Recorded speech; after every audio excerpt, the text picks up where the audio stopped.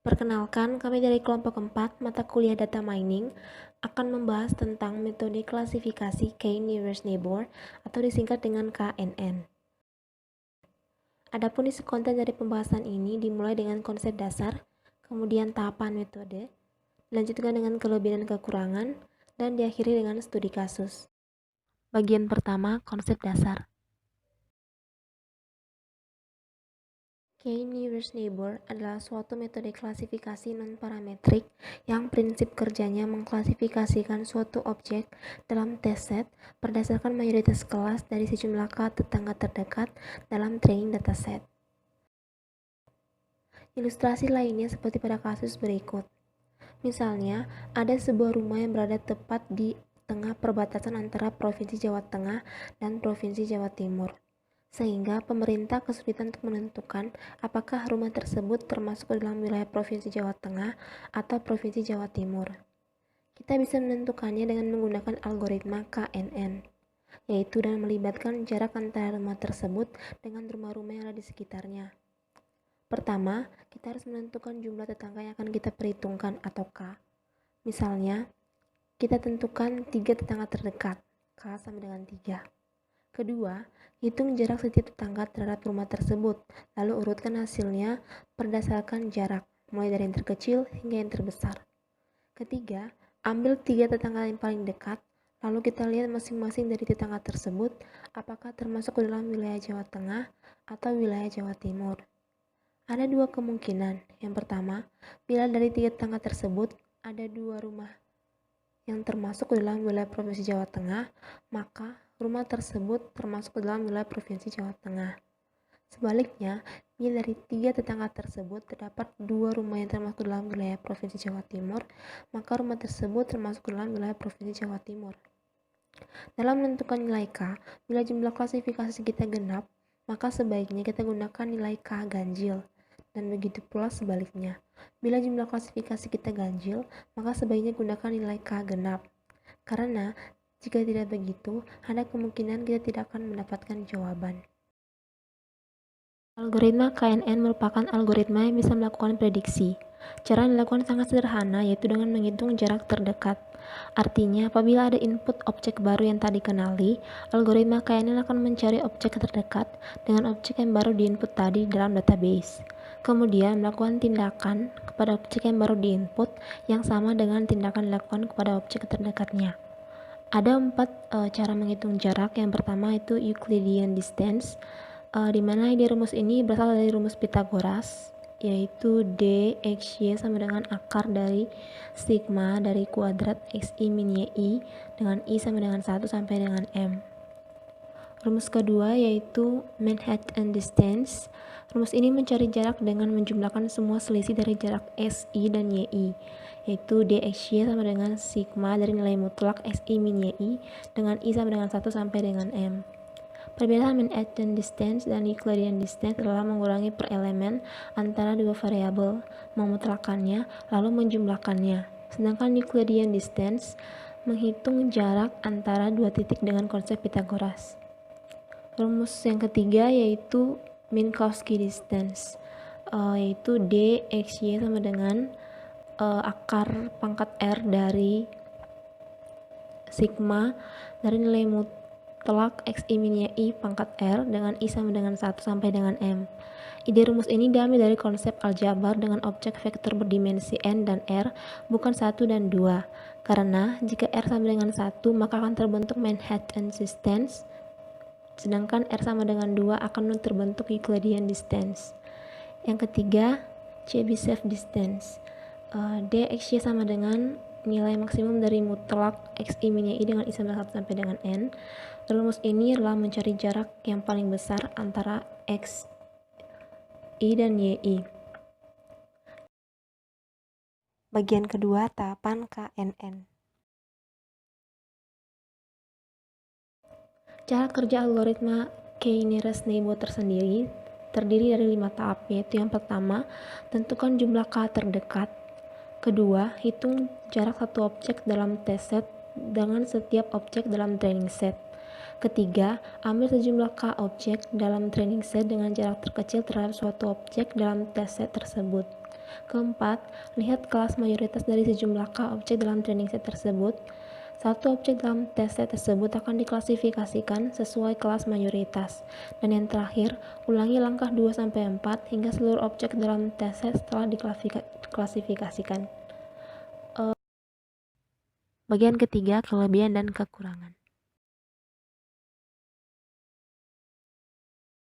Adapun metode K-nearest neighbor ini memiliki beberapa kelebihan dan kelemahan tersendiri. Kelebihan yang pertama yaitu sederhana, mudah dipahami dan diimplementasikan. Untuk mengklasifikasi instance X menggunakan KNN, kita cukup mendefinisikan fungsi untuk menghitung jarak antar instance. Menghitung jarak X dengan semua instance lainnya berdasarkan fungsi tersebut, dan menentukan kelas X sebagai kelas yang paling banyak muncul dalam K instance terdekat. Yang kedua, tahan terhadap training data yang noisy. Yang ketiga, efektif jika training data besar. Yang keempat, sangat non-linear. KNN merupakan salah satu algoritma model pembelajaran mesin yang bersifat non-parametrik. Pembahasan mengenai model parametrik dan non-parametrik bisa menjadi artikel tersendiri, namun secara singkat, definisi model non-parametrik adalah model yang tidak mengasumsikan apa-apa mengenai distribusi instance dalam dataset. Model non-parametrik biasanya lebih sulit diinterpretasikan, namun salah satu kelebihannya adalah garis keputusan kelas yang dihasilkan model tersebut bisa jadi sangat fleksibel dan non-linear.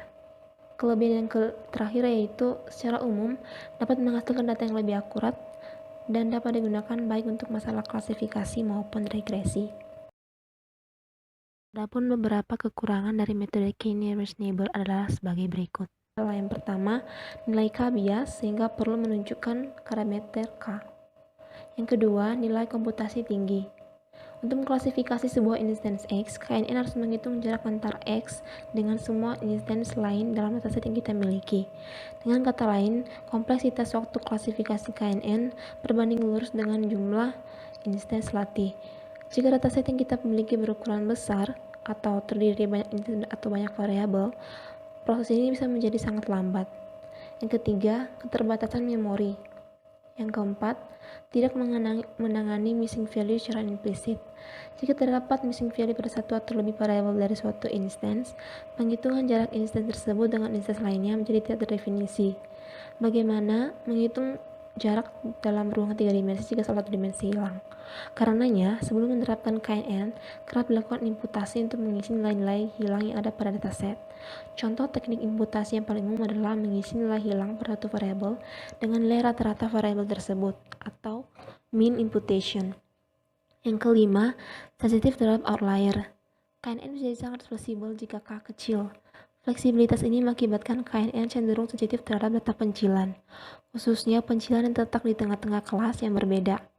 Maka perlu dipilih K yang tepat untuk mengurangi dampak data pencilan dalam KNN.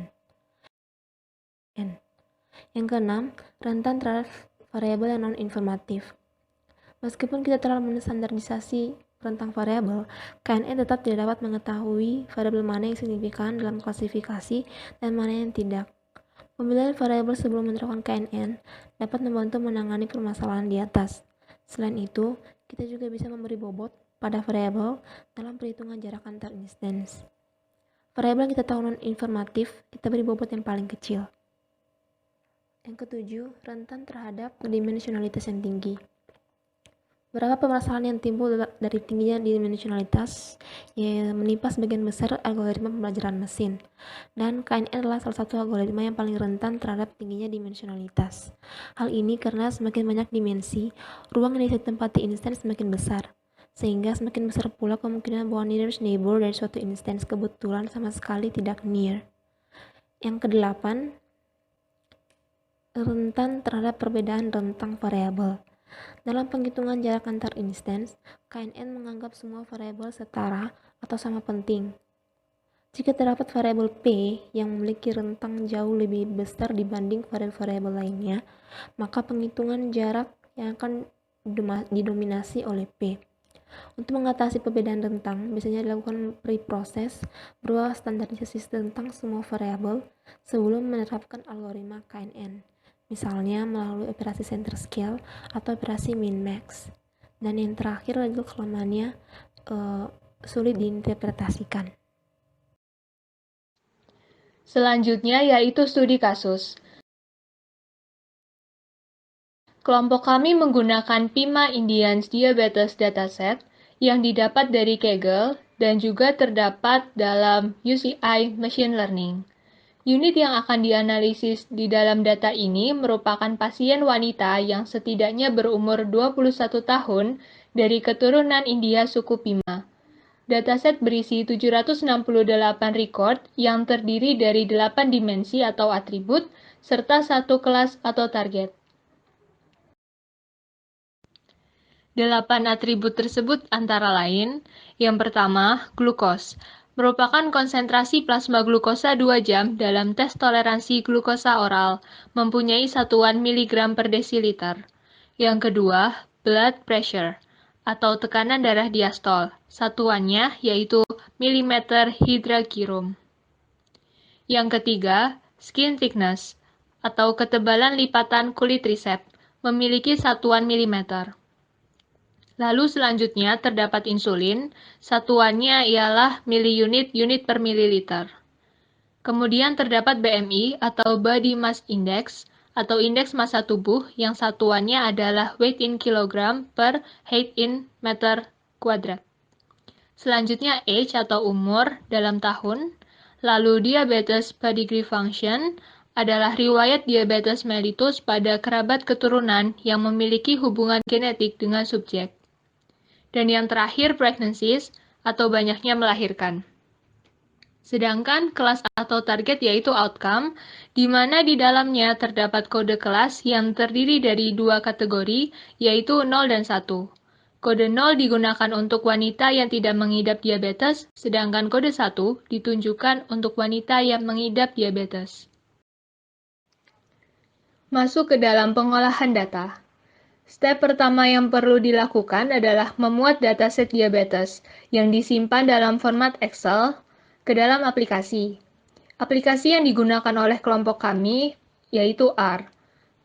Berdasarkan sintaks yang telah di-running, terlihat bahwa terdapat 8 atribut dan 1 kelas, di mana kelas memiliki kategori 0 sebanyak 500 dan kategori 1 sebanyak 268.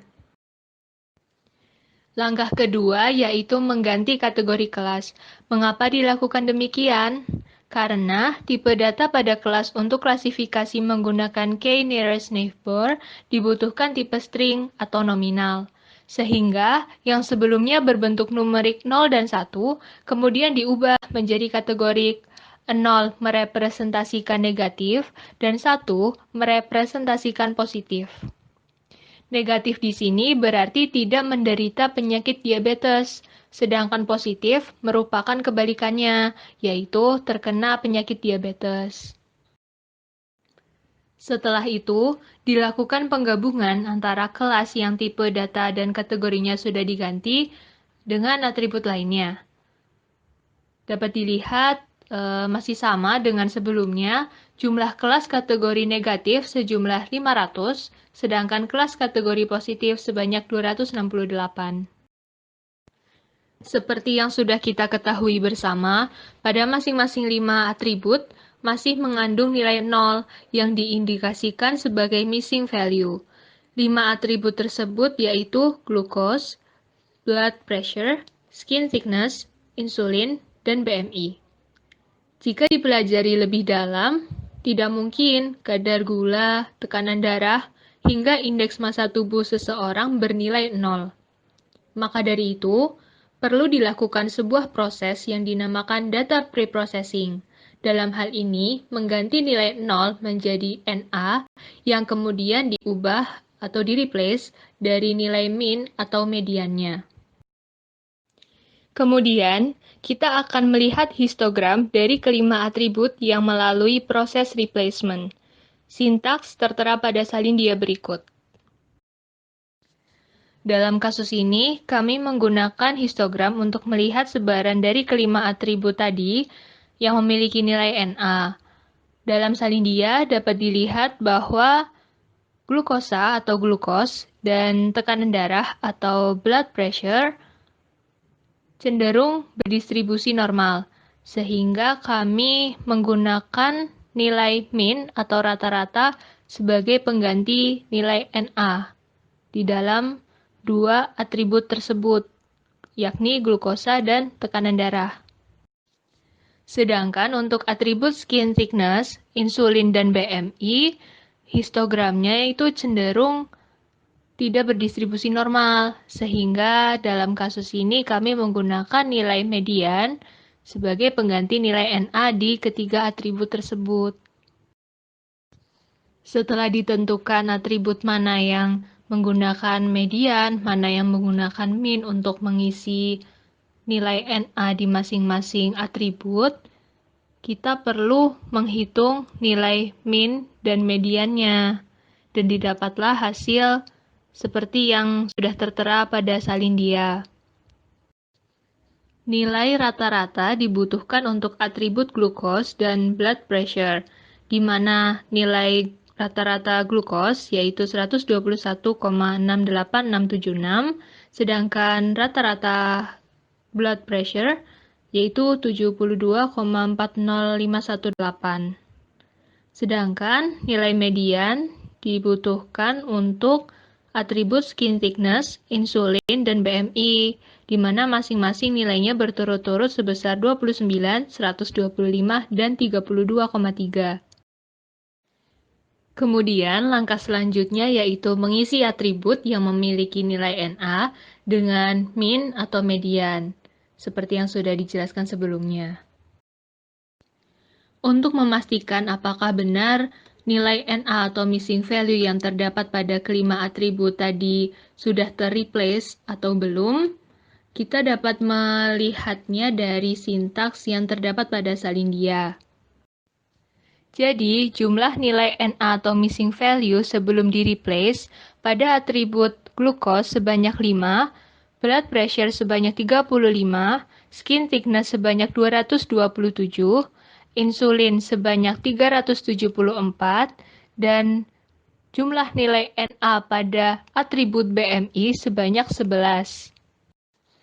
Namun, setelah dilakukan penggantian atau replacement, kita perlu mengecek jumlah nilai Na di masing-masing atribut, 5 atribut tadi, dan didapatkan bahwa di kelima atribut, yakni glukos, blood pressure, skin thickness, insulin, dan BMI, masing-masing atribut menunjukkan 0 jumlah nilai Na. Dikarenakan sukar untuk membaca nama atribut atau variabel sebelumnya, maka kami melakukan penggantian nama atribut menjadi seperti yang tertera pada salin dia. Setelah dilakukan replacement atau penggantian, dan didapatkan tidak ada atribut yang memiliki nilai Na atau missing value, maka selanjutnya kita membuat data frame. Data frame di sini sama saja seperti data diabetes sebelumnya, yang berisi 8 dimensi atau atribut dan 1 target atau kelas. Namun bedanya adalah seperti yang sudah dijelaskan sebelumnya, bahwa yang berbeda adalah 5 dimensi yang telah dilakukan replacement. Sehingga tidak ada nilai 0 ataupun missing value atau Na pada 5 atribut tadi. Tidak lupa bahwa setiap atribut memiliki satuan yang berbeda-beda. Selain itu, nilai antar atribut juga dapat dibilang cukup jauh rentangnya.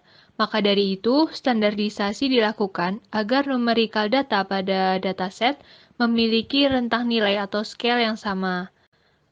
Dan juga agar tidak ada lagi satu variabel data yang mendominasi variabel data lainnya, sehingga akurasi pun dapat meningkat. Itu tadi merupakan rangkaian proses yang dinamakan data preprocessing. Dalam analisis data mining, kita mengetahui bahwa dalam satu dataset kita perlu membaginya menjadi dua, yaitu training set dan testing set. Training set digunakan untuk membangun model, sedangkan testing set digunakan untuk mengevaluasi model. Pada studi kasus kali ini, kami membagi dataset menjadi dua bagian, yaitu 80% training set dan 20% testing set. Sehingga dapat diperoleh dimensi training set sebesar 614 record dengan 9 atribut dan dimensi testing set sebanyak 154 record dengan 9 atribut juga. Untuk memulai klasifikasi pada K Nearest Neighbor atau KNN, langkah pertama yang dilakukan yaitu mencari nilai optimum K menggunakan cross-validation. Dengan sintaks yang ada, didapatkan box plot sebanyak K, yaitu sebanyak 10, untuk melihat K yang terbaik digunakan di dalam model. Dari gambar box plot tersebut, dapat diketahui bahwa saat box plot berada pada K5, sudah dapat dikatakan baik, karena tidak ada outlier serta memiliki tingkat misklasifikasi yang rendah dibandingkan K yang lain. Untuk memastikan kembali apakah benar optimum K sebesar 5, kita dapat menggunakan package KKNN untuk melihat secara pasti K optimum atau base K yang diperoleh. Dari sintaks yang sudah di-running, didapatkan K5 merupakan K terbaik dengan tingkat misklasifikasi sebesar 0,003257. Langkah selanjutnya, kita akan membuat model klasifikasi pada training set. Dengan sintaks yang tertera pada salin dia, digunakan fungsi knn.cv untuk membuat model. Kemudian, didapat confusion matrix di mana true negatif sebanyak 328, sedangkan true positif sebanyak 128. False positif sebesar 70 dan false negatif sebesar 88. Diperoleh juga tingkat misklasifikasi errornya, yaitu sebesar 0,257. Setelah itu, kita melakukan klasifikasi pada testing set. Yang pertama menggunakan fungsi KNN. Didapatkan confusion matriksnya di mana true negatif sebanyak 87 dan true positif sebanyak 34. False positif sebesar 15 dan false negatif sebesar 18.